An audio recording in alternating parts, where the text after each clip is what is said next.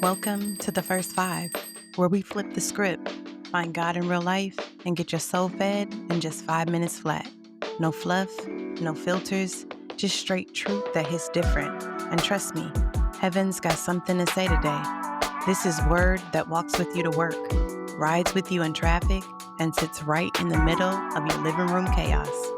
So whether you're sipping coffee, scrolling before the kids wake up, or just trying to get your mind right for the day, lock in. 5 minutes, one word, all fire. Let's flow. Good morning, family. It's Testimony Tuesday. And today we remember what God has done isn't just for you. It's for somebody else's faith. Your story might be the proof someone needs to keep believing. So don't downplay it. Don't rush past it. If God brought you through, there's a testimony waiting to be told. So let's get into it. This is your First Five. 5 minutes, one word, let's flow. So listen, have you ever been in a real town meeting? Okay. Everybody show up mad. And then one person grabs the mic like, I just got one thing to say. Okay. And then 15 minutes later, they're still talking. Nobody else has breathed. And you're thinking, sir, this is not a TED Talk. Okay. That's Moses in Numbers 11. He's been carrying everything, the complaints, the chaos, the crying, the we miss Egypt speeches. Like, stop. And Moses finally says, God, I can't do this by myself. So God calls a town meeting. Teens like being the group chat admin for too long, eventually you mute everybody. Millennials like being the only one at work who knows how to do it, so everything becomes your problem. Elders like being the family problem solver for decades. Everybody's still calling you. Sometimes God doesn't fix the problem. He redistributes the load.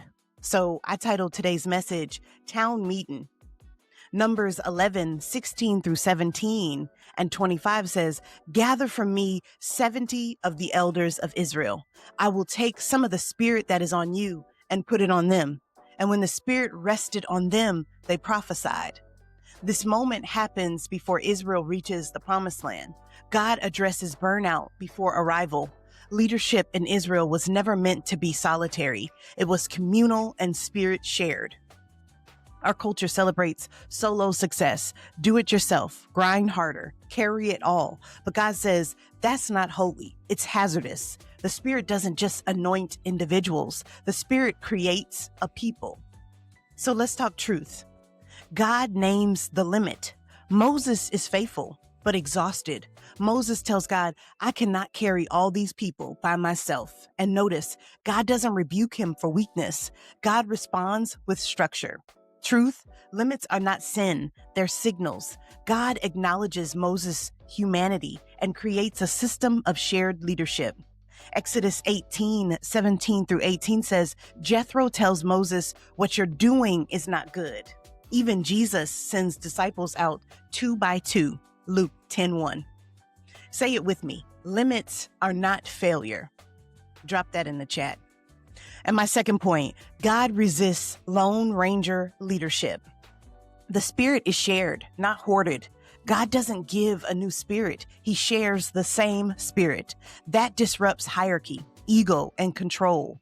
Culture says, if you want it done right, do it yourself. God says, if you want it done faithfully, do it together.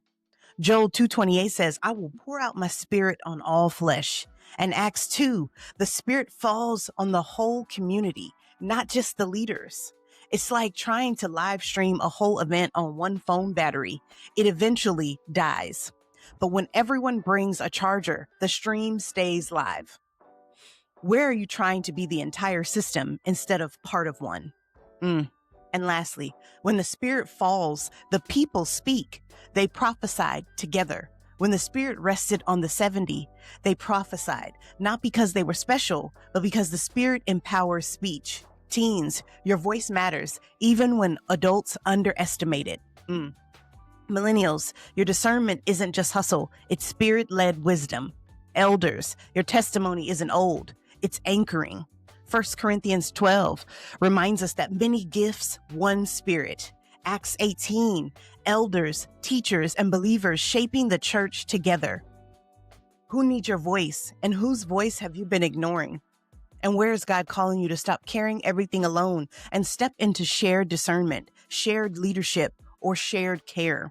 And our prayer for today, Lord, forgive me for trying to carry what you never assigned me to carry alone. Teach me to trust the Spirit in others. Help me release control and receive community. Let your Spirit fall, not just on me, but on us. Amen. This week, invite someone into the load. Ask for help, share wisdom, or listen before leading. Well, there you have it.